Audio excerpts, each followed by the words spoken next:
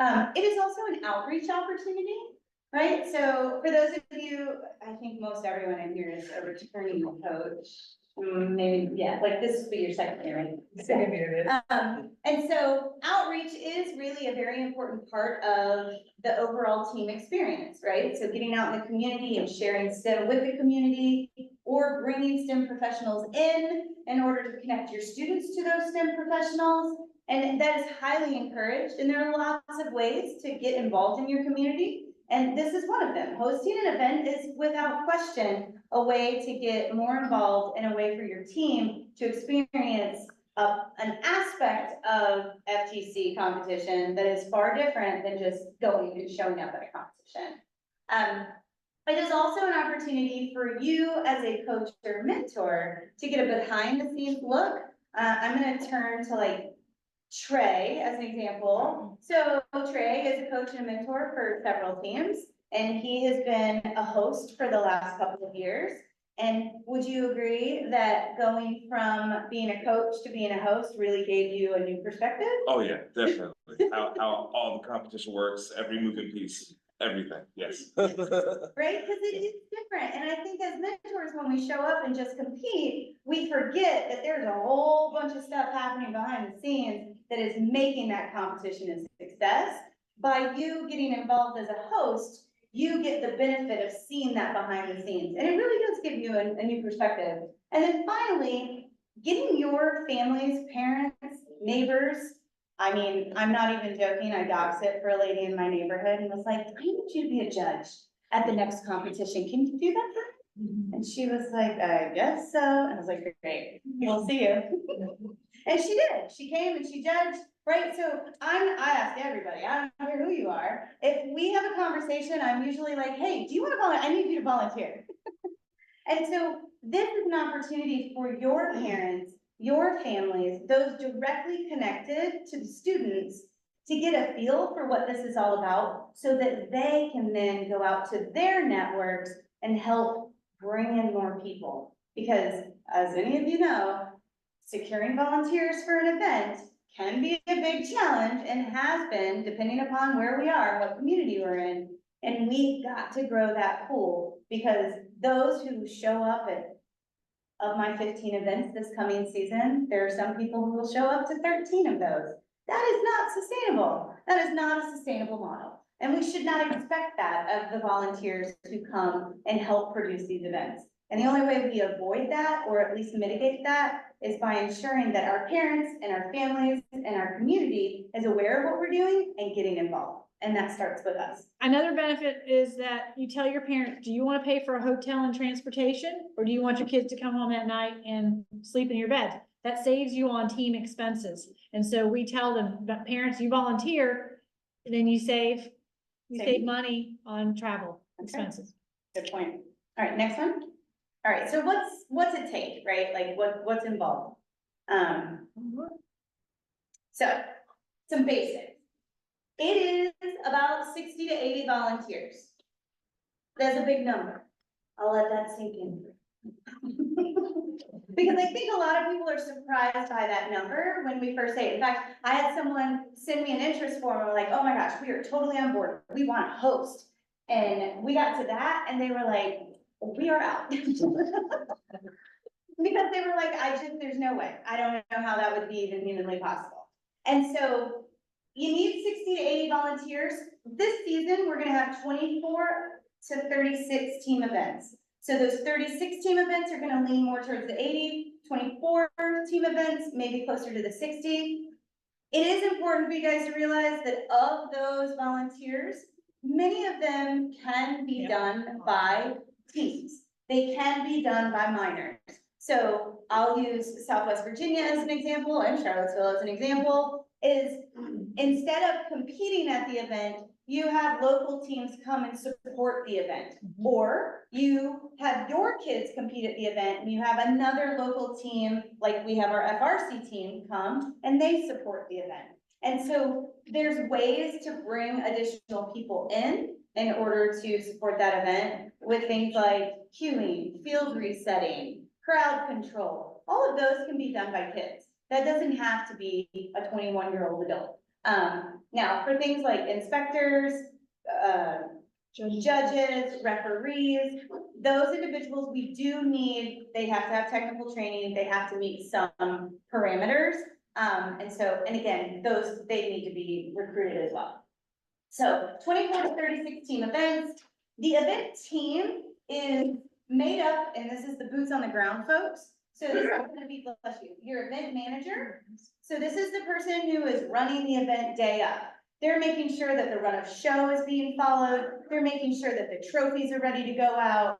They're making sure that things start and stop on time. They're the person that when someone's like, oh, this team hasn't passed inspection, what do we do? They're the ones making the decision on what we do. So the event manager really is the person who's running the show day of. They have things that they do leading up to it, but the day of is really, that's their bread and butter. Your site liaison is really your building person. So this is the person that you have on site, so like when that door is locked and we need it open, the site liaison has the key or knows who has the key. When the pipes burst in the bathroom, they know who to get a hold of to fix that, or where the water main is to shut it off.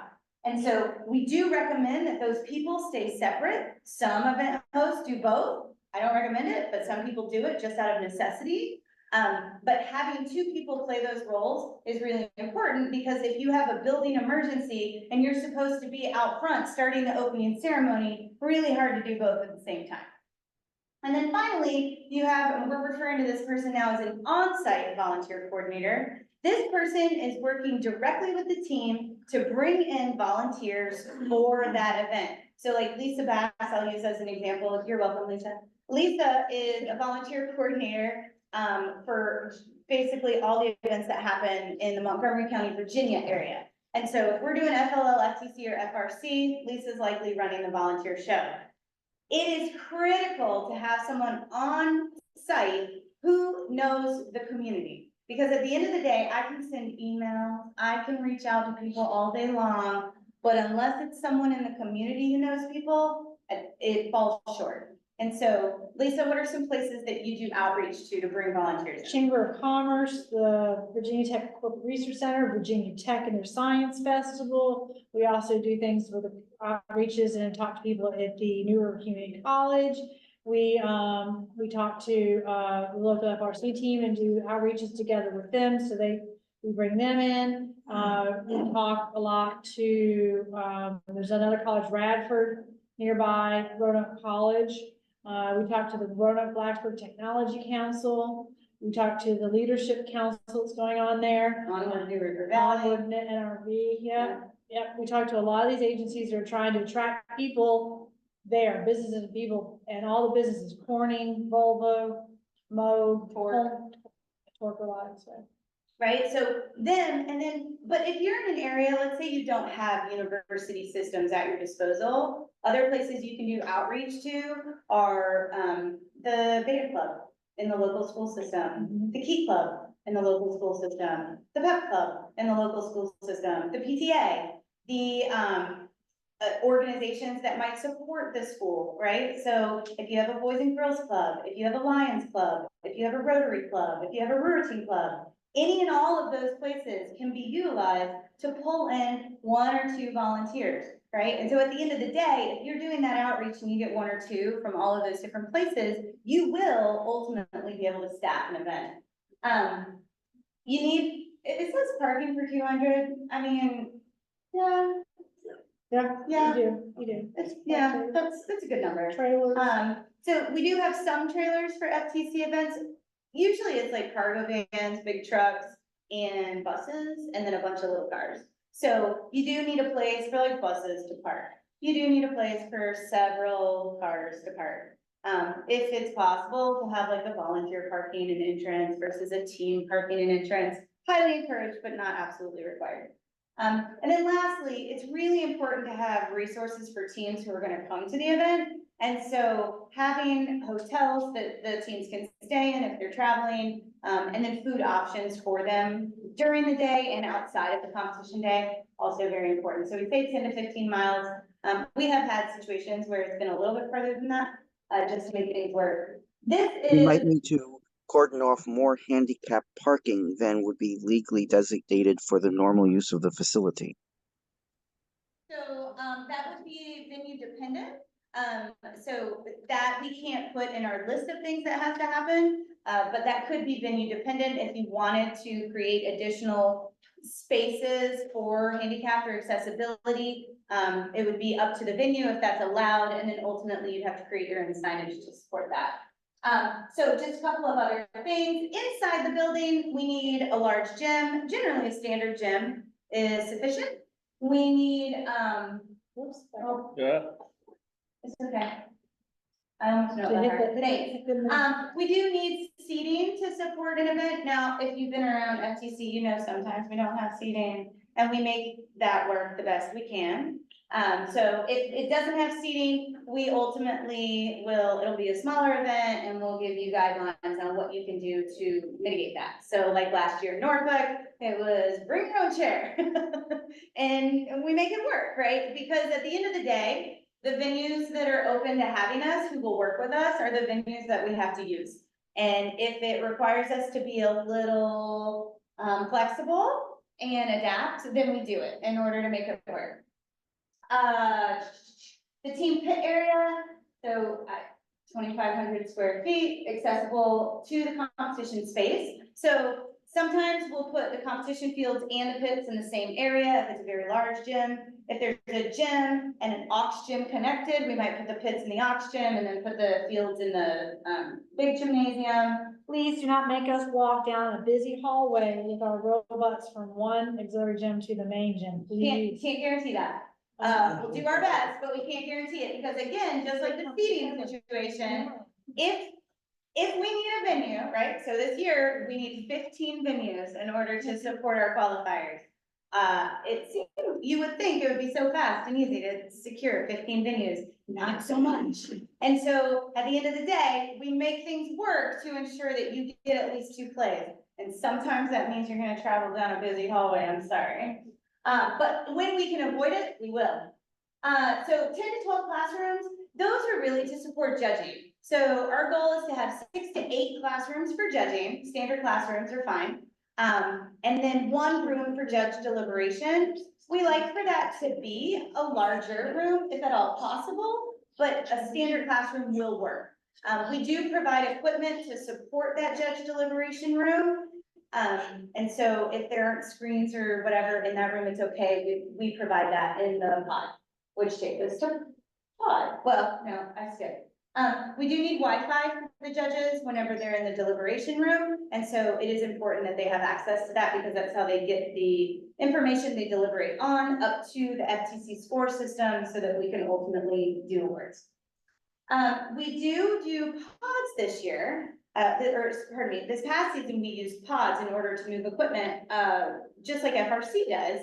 And you can ask Glen that was a huge success, because the year before, Glen, how many thousands of miles did you put on your truck? 8,000. Yeah, so in one season, 8,000. Because he would haul the equipment from one competition to another. And so, God bless him. We really should have brought money together and bought you a new vehicle as you go into retirement, but unfortunately we didn't have that. So we're using pods this year. Again, pods are delivered on Thursday and they're retrieved on Monday, and it's 1 pod. The pod fits in a standard parking spot, but you need 2 parking spots on either side for the delivery and the retrieval. All the equipment that you need to run your events will be inside that. So judging materials to support the pit, inspection, volunteer check-in, t-shirts for your volunteers, trophies and awards, right? AV equipment, all of that stuff is in the pod. So we provide that for you. The one thing that you do need to be aware of is that name badges for the event, we create a template on a sticker for you, but you would have to print the names of your volunteers onto that name badge on the day of, the day before the event during setup. Also, we provide a template with lots of different signs for you if you want to use them.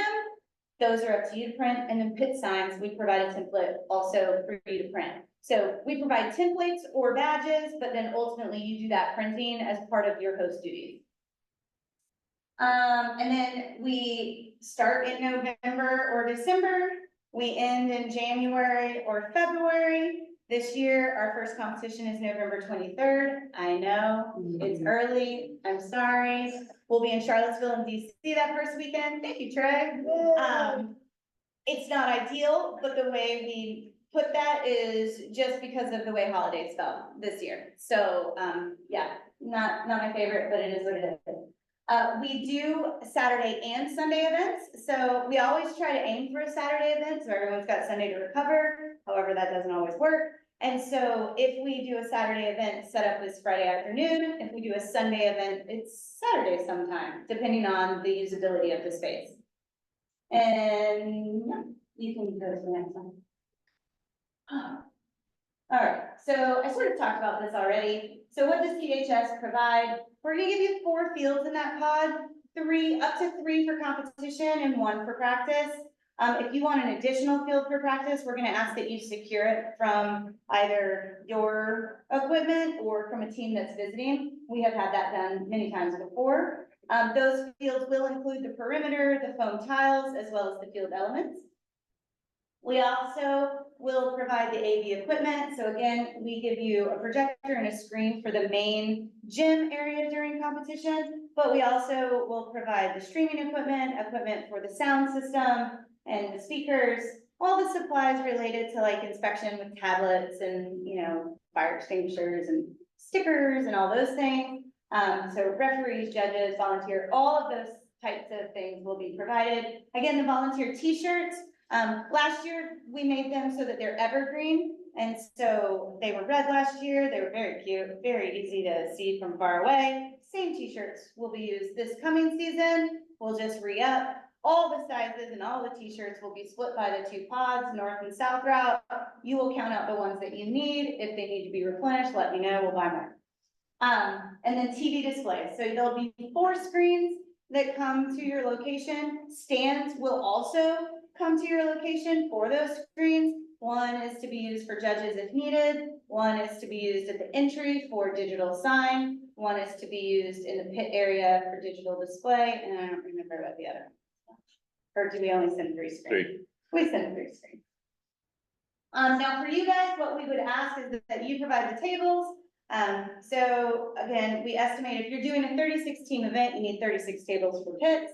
And then in addition to that, we need tables for like 2 tables for inspection and call it 5 tables for behind the competition field for the AV scorekeeper folks. We need chairs as well, not a tremendous amount of them, but some to support the folks that are working the field, the judges whenever they're observing the matches, cuers when they're not running around trying to secure kids. Internet connection has to be hardwired in the gym. And then again, Wi-Fi has to be available to the judge deliberation room. Power, again, is 20 amps.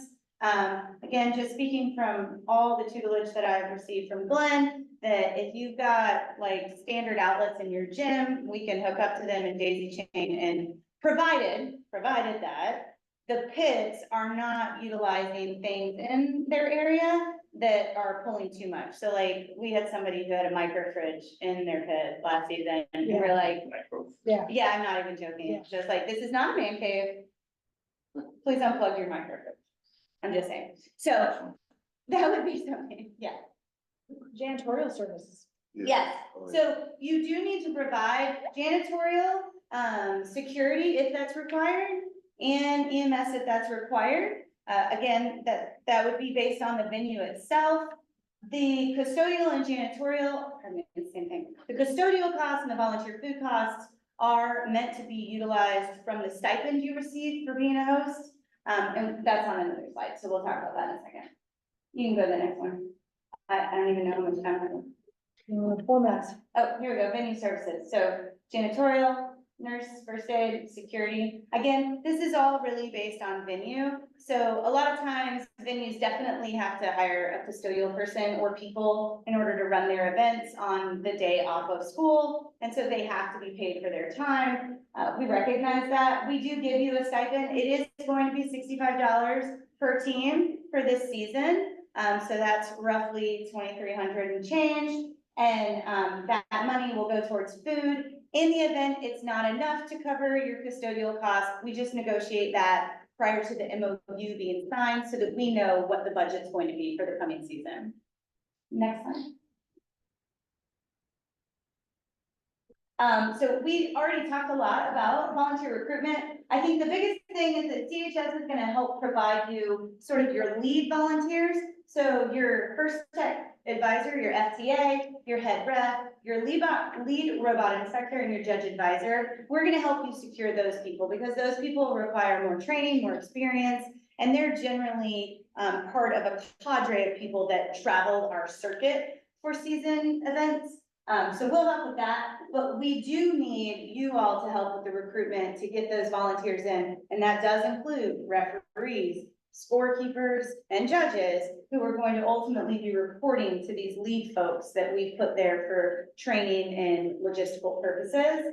And then again, 2 new positions that are gonna, fingers crossed, coming up. We'll have these area volunteer coordinators and then a district volunteer coordinator. And so the district volunteer coordinator is going to be, as it sounds, someone who's supporting the entire district. So this person is going to be helping with retention activities, recruitment activities, recognition activities, and training. The area volunteer coordinators are going to operate out of geographical boundaries, and those individuals will be helping support the district volunteer coordinator and the on-site, so the middle. And then you've got the on-site people at the most local level. These are all on our website right now under careers. These are volunteer roles, but they are stipend positions. So if you know anyone who might be interested, please send them to the website and tell them to send us an email with a cover letter, because we are looking to secure those. Now I feel like we have to go faster. So food is required. Yeah, we have 2 minutes. So you do have to provide food for your volunteers. So this is a continental breakfast in the morning of competition day, lunch for your volunteers. Generally, this is the heartier option, right? So we don't want you to like, say, here are a bunch of peanut butter and jelly sandwiches so that it's like super inexpensive and you don't have to spend the stipend. We want you to feed the volunteers well so that they are appreciated and have fuel in order to get through the crazy 10-hour day. And we do ask that you also treat dietary restrictions, so vegetarian, vegan, gluten-free options when applicable. We need to have water. We do encourage refillable water bottles, but remember the people who are working on the field do not have the ability to leave the field and go refill except at lunch break. And so we would just ask that there be water, caffeinated beverages, and snacks. And then again, optional is those concessions. Next one. And then this, just so everybody knows, this is the venue selection process. So back in December, I started communicating via the FTC link that I wanted people to tell me if they were interested in being hosts. So first things first, you all have to check and see if there's availability in that sort of standard time, think November to February. Following that, you will go to the website and click on this little link and you will share that you want to host and these are the things you're interested in. We review, followed by doing a site visit if necessary, followed by us determining if it's a good fit and if it works within the balance of our schedule. Because if we have 2 events happening in the same location, that's not ideal, right? So we are always trying to look at ways to like, oh, if we have something happening in Northern Virginia, can we get something like up in the upper half of Maryland or over here in the central southwest area? So we're always looking at that. Once we've secured the schedule and you've committed, I send you an MOU, you review it, we have a meeting, and then we all sign it because we all agree. And then you're a host. And then the fun really begins. Next one. I think that's it. Woohoo! So if you want to be a host either this year or next year, you let me know because I'm still looking for a couple of venues for this season. I'm still looking for a championship. And, you know, I'm already working on 25, 26. So send me your interest. I'm ready for it. What weeks We're are planning. you still looking for? I need a Northern Virginia, December 14th, and I need championship, and then I almost have January 25th secured, almost, but not 100%. So 14th of December and January 25th are the ones I'm in talks with like 8 different people and hoping that we'll have something secured by the end of May. Yeah. Oh, yeah, so December 14th, January 25th, and then championship. Then you Yeah. could also sign up for 25, 26 if you want. Yeah, go ahead and start telling me if you're ready, because I've started a list for potential venues for that. Okay, we're doing our first one this year, Cape Henry. You're done in So I'm hoping that maybe, Yeah. you know, that, Absolutely. is there a way that I could just possibly say that we want to do that right now? Or? So why don't you do the first one? Yeah, get the first one figured out, but the next thing that we'll do, Okay. I generally will start my solicitation Yeah. with anyone who's already hosted. Okay. Just because And it then makes it easier. another But question, you have to how is this respond. gonna work for leagues when hosting like a league event? Okay, so for the meets, it's gonna be a different thing, Yeah. right? Half That's day, kinda just only like a handful of volunteers, no need to worry about food or anything like that. So a lot easier of a lift, think Okay. scrimmage or kickoff, not, Would you have the opportunity to host that and the legal? oh, absolutely. Yeah, absolutely. So call me, Yep, I've we've done already loaded it. FTC She's events done it all. so I've done that, she's like your pockets. So call me, if you need Alright. questions or, you know, really excited to dive in. Thank you, Josh. All right, thanks. It's gonna be more. It's gonna be more, because you gotta give everybody, they have to put out 3 competitions. Yeah. So you have to have at least a minimum of 5 in your league, so 5 times 6 leagues, now we've got 30 instead of 15. Those are fewer teams, so like smaller spaces, they should be able to. Sure, I mean, but one of the things that one of the things we're discussing is do we do a morning session and then another time in the afternoon, we do morning and afternoon, we got 5 opportunities, so it's gonna be complicated, you just won't have to worry about the judges and stuff until the league championship. Yeah. Mhm.